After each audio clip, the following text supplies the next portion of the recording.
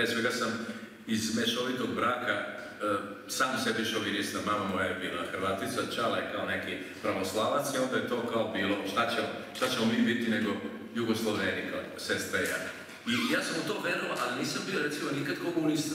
Ne, nisam ni antikomunista, ali sam konformista. Ja dođem u Sloveniju nekad zato što je Slovenija ono što smo mi zamišljali da će biti Jugoslavija. Jedna mirna, lepa, dobra zemlja koju svi vole, koju svi rade. Nije uvijek ispalo, nije baš ispalo tako, ali kad dođem tu i kad sve štima, i to mi dosadi posle nekog vremena, kad budem mesec dana u Sloveniji, sve odjednom ovde žuta črta, ona u pošti, svi poštuju, niko ne ide preko reda, ovih gde ne sve da se puši, niko ne puši se, onda odemo u divljinu kod onih ludaka.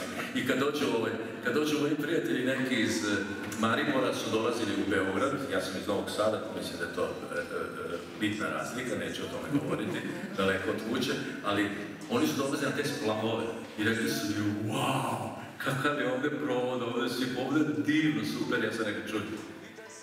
Moja pokojna mama je uvijek govorila da bi jako voljela da odem u Disneyland, ali ne bi voljela da stanuje u Disneyland. Mislim da je to bila zemlja koja je imala dobrih strana, ali je bila neprirodna. Za nas kad smo bili klinci, bila je najveća uvreda kad čujemo da su mračne emigrantske sile našu zemlju nazvale veštačkom tvorevinom. A kad smo odrasli, za nas je najveća uvreda bila kad smo shvatili da je to istina.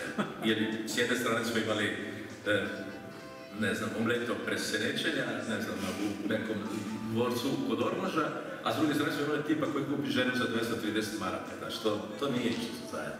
Volio da napišem u Tesku Slovanačku. Ja sam to priznajem da se ja to gleda i čačka malo po rečniku i probam da nađem, ali to moraš početi da razmišljaš tako i, mislim, verovatno ću i napisati, ali kad krenem šta bi sad tu stavio harmoniku,